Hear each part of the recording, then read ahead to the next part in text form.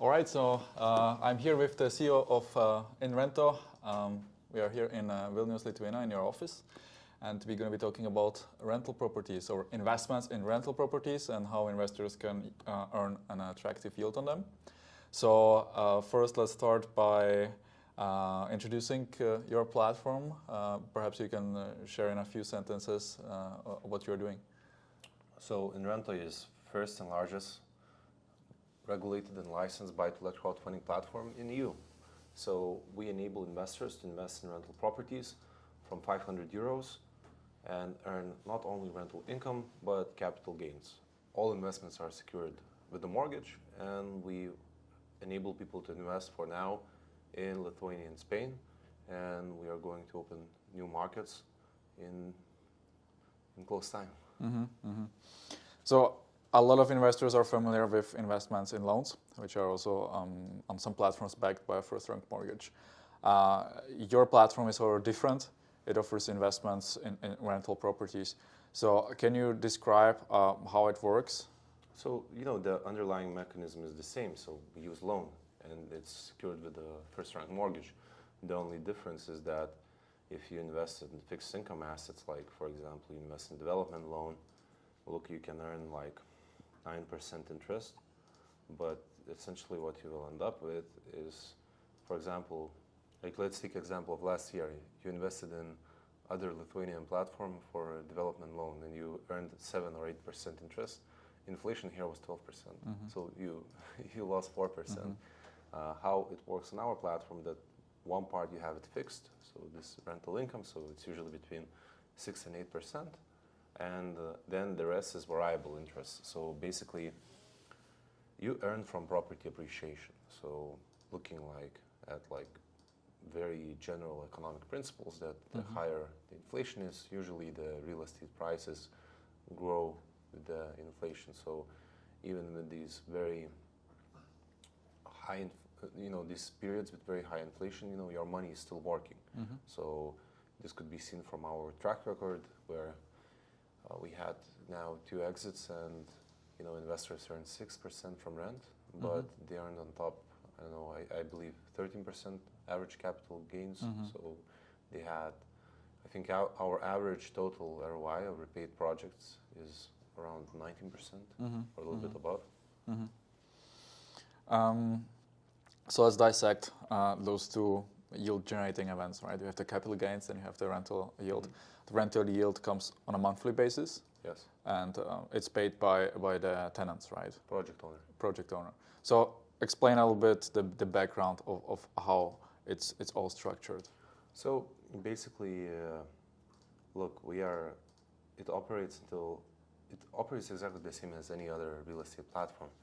Those that are regulated and those that say that they operate at a certain level of standards. So what we have a borrower. So borrower applies for a loan. So he has a rental real estate project. We evaluate it, we score it, we do due diligence.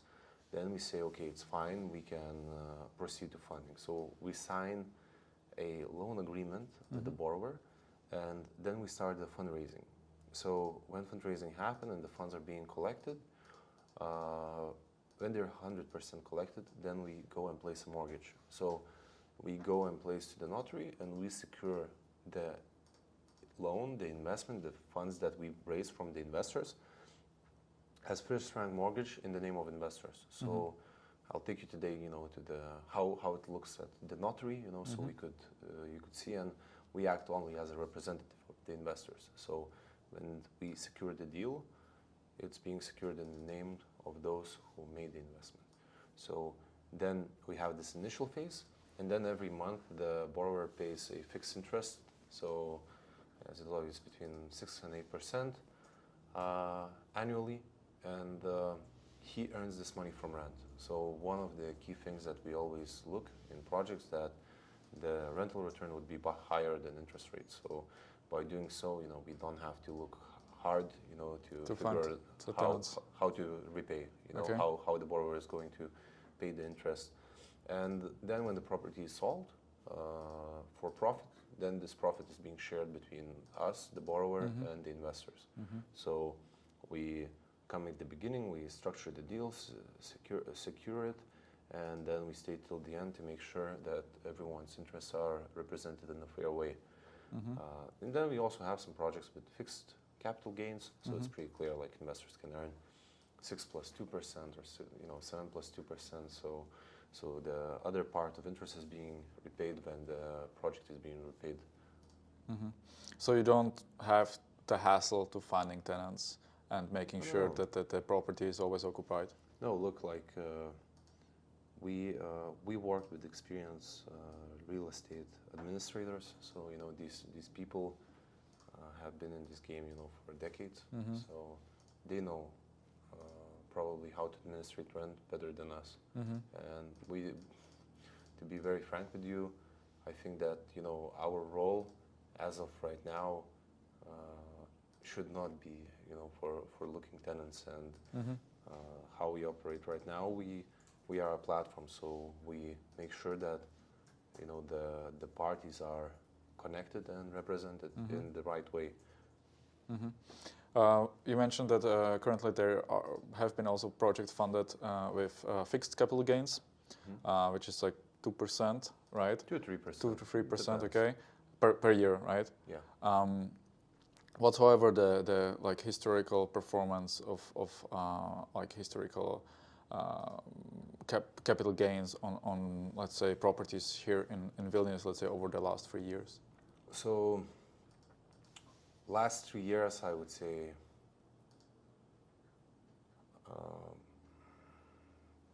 it can be 30%, 40%.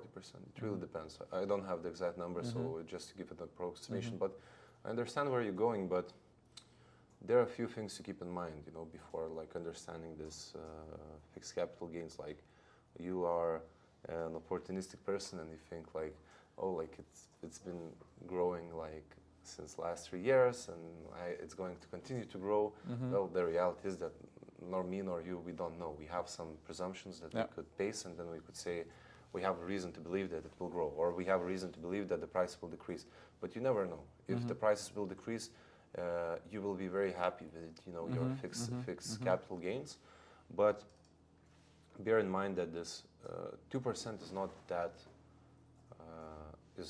low, considering that this is net to the investor, because investors take a part from a profit gain. So 2% is the same as 5% property appreciation, because there are just fees involved and it's deducted. So I would say that where we are heading, and in general, like we want to have both options to basically for investors to diversify. But generally, I would say that the key difference and why we choose one model or another is that we fund the acquisition of assets. So basically, when we do this capital gains model, where it's unlimited and investors earn part of it, it's very easy to assess the viability of the project when the property is just being acquired. But if the project owner already had the asset, then we cannot go with this unlimited capital gains, because we are in this situation where we don't really know the real price. Like we can check the acquisition price, but if it was like 1 year ago, then it's unfair to the project owner. So in those situations where we had the reason to believe that the acquisition price, I would say like the property has been with the project owner for some time or somehow related to him, then we apply a fixed interest model, and that's how we do. So with fixed interest, some like projects vary between the total return between 8 and 10%, but we still index the fixed interest to inflation. So basically, we had these cases like those that invest on our platform. They can see that like some projects are long, like 5 years or a little bit even more, but every year like the return increases. So this could be due to the inflation. Like for example, we had a project where it was 7.2%, I believe, and after the official numbers of inflation were published, then the return grew to almost 8% return. So basically, we always like to position ourselves as a tool against inflation. So we work hard, that investors' money, one way or another, would be protected from inflation. As an investor, when I go to the platform and I find an open project in which I can invest, in the, let's say, development loan sphere, crowdfunding space, I usually or often I get my hands on the appraisal reports. I can look who evaluated the property and what's the LTV. Is this something investors are able to see also in InRento? Yeah. Always. Yeah. So every project, even if it's a rental project, it comes with an appraisal report. Yes. Yeah. So you can find even more documents there. So it's all transparent. We have nothing to hide, and basically, if you look like at this general sense, like these all properties, like if you look at this growth model, all properties have been undervalued in the market. If we have fixed interest model, fixed capital gains model, our LTVs range between 50 and 80%. Now, you said from the capital gains, investors get a share, InRento gets a share, and the project owner gets a share, right? Yes. Can you disclose like the percentages? Yeah, it's always standard, like more or less standard. So the project owner has 40%, investors have 40%, and then we have our 20%. But we give away our 20%. So basically, for those investors who invest larger amounts, we also give share of our capital gains as well. So, but not all projects are the same, and some projects require a lot of management. So obviously the share can be different, and others don't require any management. So I would say it varies project to project, but generally I think that investors still earn a very solid stake of the profit share. Let's talk about some country specifics. So Lithuania is like your home base. I would probably think that you have the most experience in this market, or the people who you can talk to, and the project owner. Now you are also listing some loans in Spain, and it's a different market, right? Can you perhaps share some of the differences that you see between the Lithuanian and the Spanish market? So the first one is the fees. So basically, Spain is extraordinarily expensive. So basically, for us, structuring a deal in Lithuania barely costs anything. Obviously, we have transaction costs and all of that, but the general side of the contract side, the security side. Whereas in Spain, it's extremely expensive. So basically, if you look at most of the Spanish platforms, they don't do mortgages, or they do some sort of different security mechanism, and that's mainly because it's very, very expensive. So here, we have a fixed model. So I think a mortgage on an asset costs around 400 euros, more or less. Whereas in Spain, it costs between, I believe, 2 and 3%. So the bigger the deal, the more you pay to the notary. So it doesn't make too much sense. And generally, the market is not that digitized. So here we have, reports, data for everything. There, you are lucky to have some information, at least digitized. But, each market has its own benefits. I think that today we are still operating in very high return space when it comes to buy-to-let projects. I think that it will become easier for us once the interest rates drop. So we operate at 6% total return and 7%. So then we can focus and offer more investment opportunities from Spain. Because today, with all the fees that come up, the notaries, the legal fees, it doesn't make too much sense to do the deals, but not only for us, but also for the project owners, because we don't mind paying for the security. We already did some deals and we paid a lot on it, and you cannot put a price on the safety and security, but generally looking long-term to find a high-yielding asset that it would be good, then that the project owner would be fine with paying those fees, and then also that we also take on some fees, and then still everybody earns. This is hard, So would you generally say that in Spain, investors should expect currently lower yields. Yes. Yes. How many projects have you funded so far, also in Lithuania and Spain? 20, I think 25 or more. And all of them are first rank mortgage? Yes. Have you had any defaults? No. We had 0 late payments. So if you look like at official data from Bank of Lithuania, they have this report. I can send you a link so you could put it down to this video. So we are, I believe, the only one the only one of 2 platforms that have 0 late projects, and we continue to do. The project owners, do you have the same one in Spain or in Lithuania, or have 2 different ones, or you have multiple ones? We have, I think, tens Ten? of them. Like some project owners focus on like particular niche, and they are very active on acquiring the certain portfolios.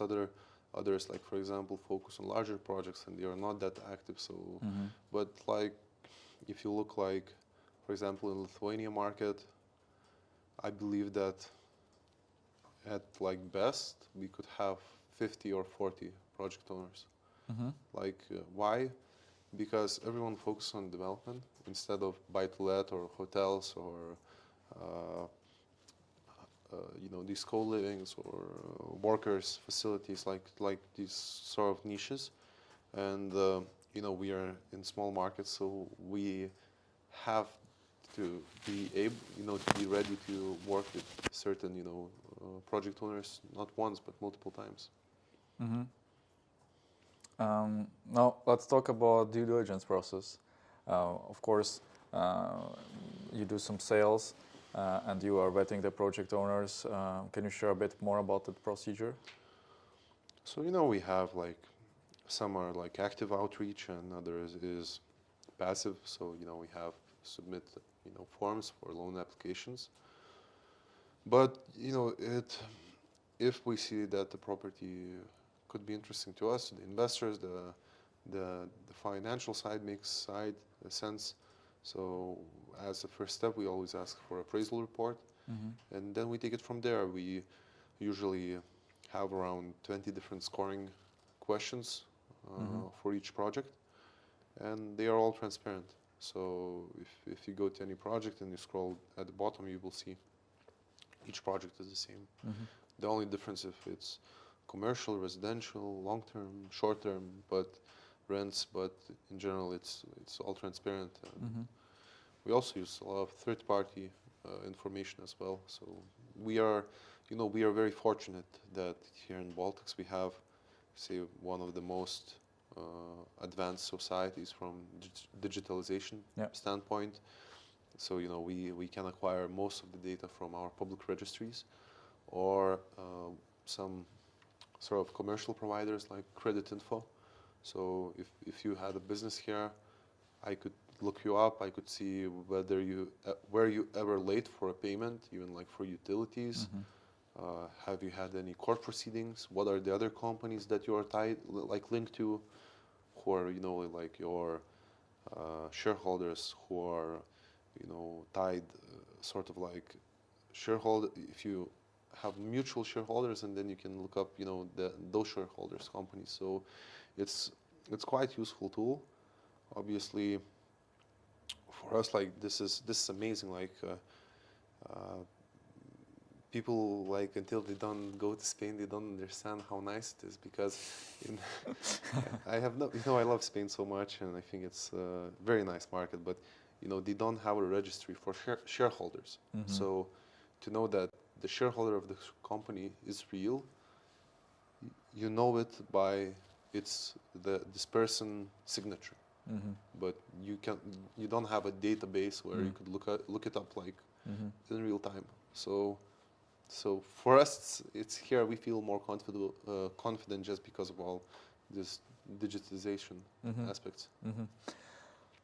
Typically, one of the most common questions from investors, if they see like a highly secured investment, especially in like that crowdfunding space, they ask themselves, oh, why the project owner doesn't go to a bank and finance the loan with a lower rate and goes to InRento? So the rates are the same. So people think about when they think about interest rates and they think about banks, they sort of have this misconception that the mortgage rate that I get will be the same if I go to a bank as a company. Like, no, you won't. You will not get this loan.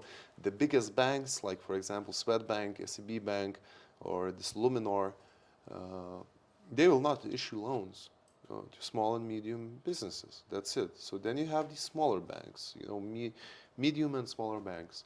So interest rates start there at 6%.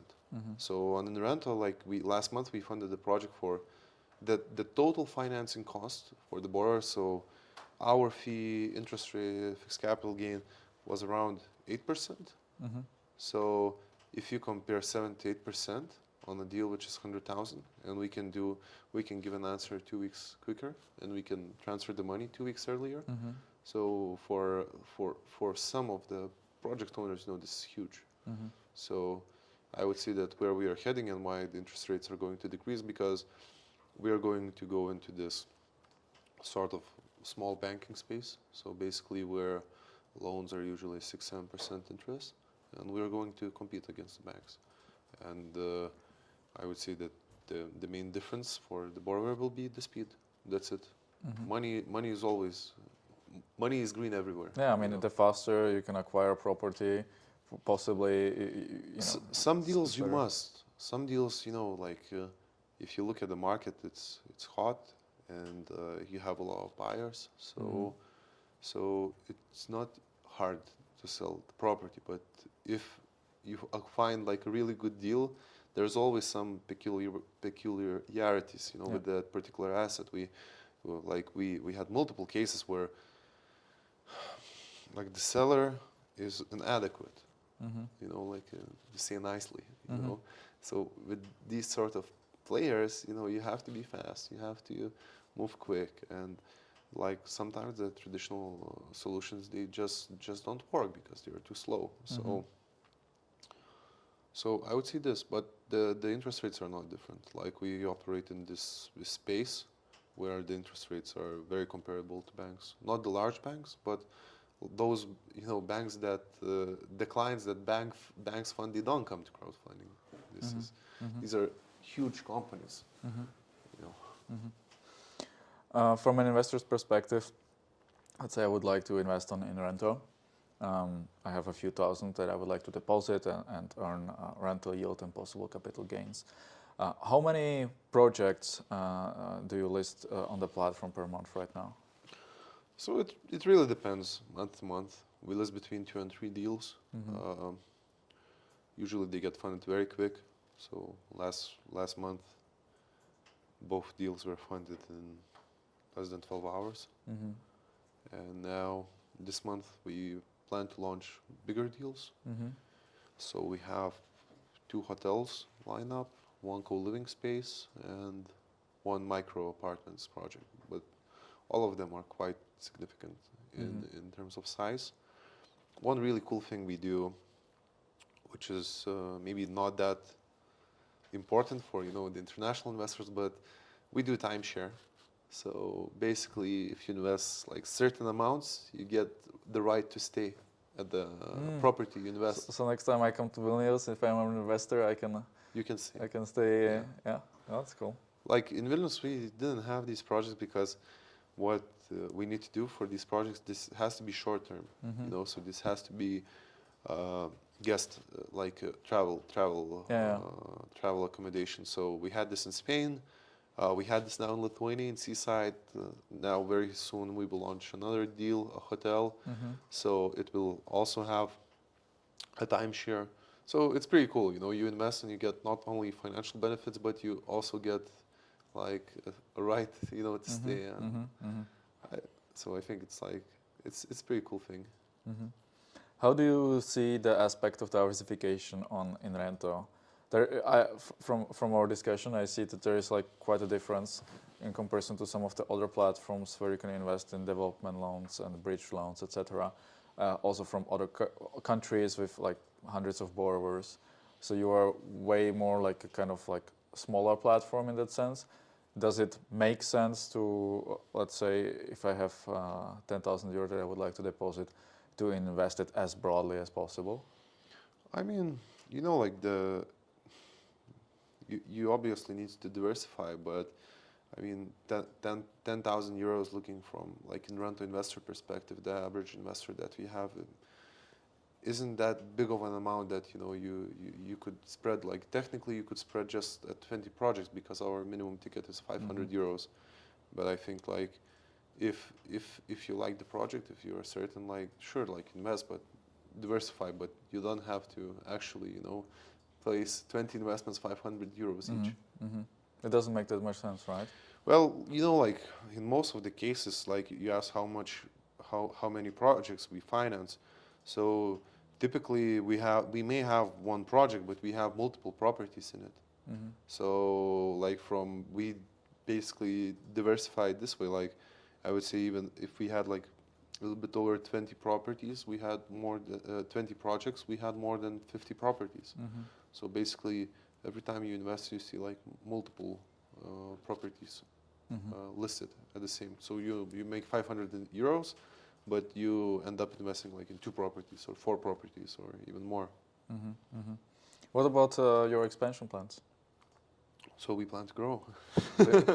You plan to grow within the markets you're already operating, or you're looking at different markets, or what's your strategic plan here? So now we will continue to grow where we are growing, and we will continue working on launching new markets. And once we launch them, you will hear about it. But before then, I think like it's just extremely hard, you know, to do this international scale if you want to maintain such like same security standards, because it's very easy for us to go to like Latvia or Estonia. It's you know just next door, yeah. It's 300 kilometers, so we could now go to the car, sit down, and drive there. But and our law is very similar because we were, you know, created at the same time. So we are all very modern, very new countries, very digitized, you know, societies. But if you want to go to like somewhere like more further, then you have like ton of questions which you need to answer. And here, you know, we are spoiled because here we have such a good structure to do everything that when we go abroad, we cannot expect the same level. And this is also one of the main reasons why, you know, crowdfunding grew to where it is today, especially in these 3 Baltic states, because here we have all the infrastructure for these companies to grow. How do you evaluate the country risk? Now, investors know about the war in Ukraine, and Russia is basically just a few kilometers away. What has happened in March with your portfolio, and how do you see it for the upcoming months? So the returns are the same, or actually they grew, as you know, we are constantly updating the interest rates due to the inflation. But I would say that the country risk look like Lithuania is part of NATO and part of the EU. If we have any issues here, all EU and NATO countries will have more problems than, you know, 500 euros investment on a crowdfunding platform. So I would say that you know, I'm confident. You know, I believe in the system. Look, we are here. We are not in the US. We are not in Spain, you know, recording this video. So I think that, you know, for us, this conflict is more of an opportunity, because what we have noticed, and what we hosted some webinars and we did some articles about that. But you know, like the immigration rate in Europe is very high, and for us, like, look, Vilnius city has like around 1 million citizens, and its population grows 8,000 people every year. Since the war started, I think there came 60,000 Ukrainians to Lithuania. These are unseen immigration numbers, you know, for us. So what this triggers housing problem. So like the rents grew exponentially here. So if you want to rent something in Vilnius, you will have hard time. So when I talk to CEOs, I always tend to ask a question about how much percentage of an investor's portfolio should be allocated towards, let's say, investments in P2P lending, but also perhaps you could share investments that are backed by a first-rank mortgage. So, I would not say, I think it's very wrong to say crowdfunding or P2P. Like, you invest in certain asset class, and this asset class distribution that you want to invest in mainly depends on you. Some solutions will not work for everyone. For example, myself, I have, I think, 85% exposure to real estate. So that's probably not the best solution for anyone. But look, I understand the risk, and I understand the specific niches where I invest, and therefore I feel confident, about the solutions. Maybe I'll be wrong, but I'm willing to pay this price, and I think, therefore, it's possible to give an advice because each person knows better. If I think that if person feels that he needs to get an advice to invest, I would say then better don't invest, or invest in something that you don't need advice to invest, because you will feel like that you will not understand why what happened. So yeah, that's true. So who do you think is like is the ideal investor for InRento?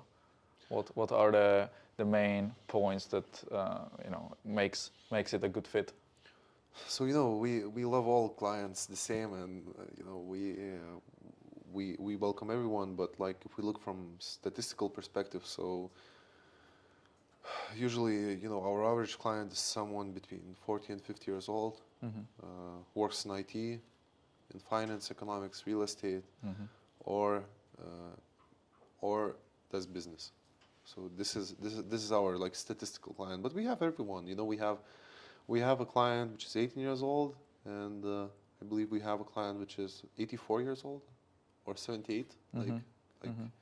I think when you're that old, it doesn't really matter that much, the 6 years difference. But I was surprised, when I found this out. And we have a lot of also women is investing as well. So I would say it's very diversified. But I would say that we still but this is statistics, So we have everyone. Okay, let's talk about taxes. You're a regulated crowdfunding platform in Lithuania. A lot of international investors are always wondering, okay, how do I tax my income from InRento? Do they withhold taxes? So what's the case here? So, we do some withholding, but you can deduct it. So basically, we can also share this link. So basically, people from our platform can download the PDF file, fill it in, sign it. This way, their tax is being reduced. So it's either being reduced to 0 or to 10%. So if it's 0, then we don't withhold anything. If it's 10%, then we withhold 10% of the income. How you file your taxes at your home country, I don't know your home country. I don't know how to do it. So you have to consult with your local accountant or the tax authority. So what are the requirements to withhold 10% or 0%? Country of residence. So we have a full list. It's very clear. We will share this link. So we get 3 or 5 requests every business day to reduce the tax withholding. So for us, that's enough. We need this document, and then we submit it for our tax agency, and then we can reduce the withholding tax. Do you think that in the future there is going to be some type of innovation when it comes to withholding taxes from Lithuanian crowdfunding platforms? Meaning they would be reduced? I think that in general, the taxes, no matter where you are, you will have to pay them. Yeah. So, you cannot avoid the taxes. So, so I would say that what we at least do, I don't know about the general market. Most of the general market doesn't offer these deductions. What we work on, I think this 10% tax or 0%, it's manageable, and you don't have to pay it again. Yeah. So if you know how to have this, Lithuania has, but most of the countries, double taxation. Yeah, treaty exemption. So I think that, you know, in most of the case, we don't see this as a problem. Well, maybe some like smaller clients, they said, well, this is an issue, but usually the larger clients, they said, like, it's fine. We haven't heard these complaints. Let's talk about your recent acquisitions. So you acquired a bit of property, which maybe some investors don't know, but they have been operating for a bit as well, and recently EvoEstate. So can you share more about the background and their motivation to acquire those two companies? We want to grow, and we want to grow faster than we are growing. So obviously acquiring or merging is a nice strategy to follow because we can just multiply our size. So, you know, obviously it comes with a lot of challenges. So some challenges you learn as you go. So, you know, today I done everything. I sold the business, acquired the business, and merged with the business. So like I seen it from all angles. But I can say, like, when you enter to this transaction, you see how many things you don't know, and sometimes it just takes longer. So if you are our client and if you are listening to this podcast, so we understand that the process may not have been smooth as in some cases, or it took a little bit longer, but like we are always working very hard, and we also work late hours and weekends. We care that the general, you know, the user experience would be nice. Some people, you know, always have this idea about, you know, that like someone acquires a different company and then it's just, you know, like this and everything works. Everything works, but reality is that, you know, these countries are from these platforms are from different countries. So, for example, when we do a merger or we acquire and we shift those portfolios, we have so many legal questions to be answered, and in some of the cases we cannot just do like, hey, look, this is your account. We may ask for some documents, but this is, you know, because we are required by law, not because, you know, we want to offend our users. Okay, let's dive deeper a little bit into this. I know with Bit of Property, I think they used also the blockchain technology in the backend. So when you acquired them, did you also took some of the technology with you into InRento, or was it purely done in order to get a higher customer base? You know, we acquired the technology, but to be very frank with you, I just think that, you know, I trust our engineers and I trust, you know, our team members. We have experience, like our general team has experience with building and launching various platforms like lending, crowdfunding, P2P in 10 countries in 3 continents. So we have some experience with how to operate it, how to scale them. So we just stick to something that we already... That works for you? Yeah. I'm sorry, we will have to run like 5 minutes. Okay. So if you want, we can do final question, if you still have something. Yeah, all right. So final question. What about EvoEstate? I know that they had you were the co-founder, right? Yes. With Andreas, and previously also CEO. Why the merger with InRento? Well, you know, me having this background, I very clearly understood the value of EvoEstate, and I think it was just a matter of like finding a mutual agreement with all of the parties. But I think that everyone who participated in this deal, including clients, will win in the long term. I think that when you think about EvoEstate was based on this concept of skin in the game, and you know, we invested like hundreds of thousands, you know, together with our clients, and what we came to understand that when we launched InRento, most of the skin in the game projects were InRento. So why would we facilitate, you know, loans to other platforms if we have a much stronger conviction and a stronger belief to, you know, the platform that we have launched and we have founded. So it also comes down also to like honesty and transparency as well. Like you can't sit on 2 chairs at the same time. So it's better to do one thing, the one thing you believe, you understand. And I believe that InRento, has a much bigger potential moving forward. Like crowdfunding and P2P is sort of like this bubble. Like there are people, a lot of enthusiasts, a lot of publishers, a lot of people who believe like this is the future, or this is the like very big community. But reality is that there's much more regular investors than P2P or crowdfunding investors. Yeah. So until today, like if you looked at like general market, everyone focuses on high risk, high return game, and that's fine. But that's not for everyone. And this is why we came up with InRento. That's why we found it. That's why we are growing it, because I believe that for the regular investor, regular person, investing into development finance is too hard. And too hard meaning that anyone who hasn't done development or even hasn't built a house will not understand like 1,000 variables how it can go wrong, or how many problematic things there are. People get sort of carried away when they see a box in the middle of the fields, and then they see a house, and it's like, whoa, it was converted. But the reality is that there are so many actions being taken that for most of the investors want to have a clear product where they know what they invest in, what is going to be used for, and how it's going to work.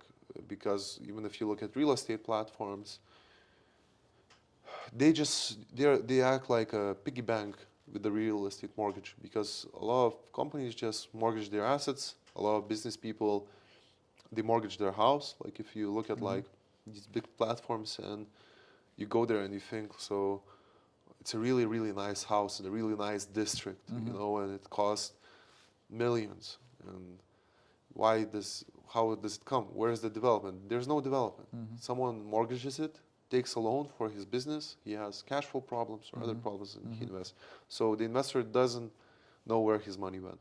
In our case, it's very clear. Like you have a property, you invest in it. Money will be used for that property acquisition or acquisition or installation. So I think this is the key difference. Maybe just to wrap up, EvoEstate and InRento could have coexisted to a certain extent, right? EvoEstate was our aggregator, InRento is a rental deal investment platform.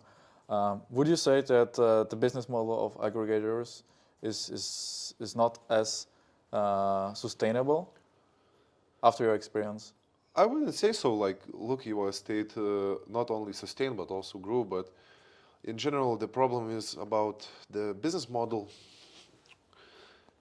The problem is not the margin or the fees. The problem is that most of the platforms, they are financial institutions, but they are not tech companies. And aggregator is like very deep tech business. And essentially what you get is that what you want to automate everything. You want to have APIs for everything. Yeah. But most of those companies, they don't even know what API is.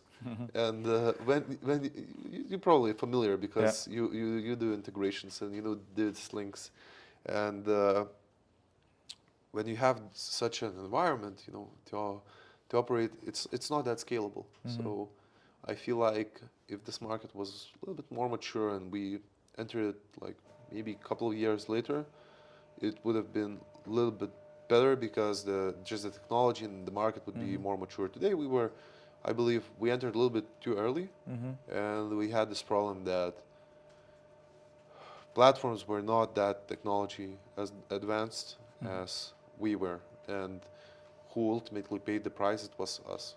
So, but in order, to have this sort of income compared to like the originator, you have to have a scale, and for scale you need automation. Yeah. Okay, thanks for the insights. Thank you.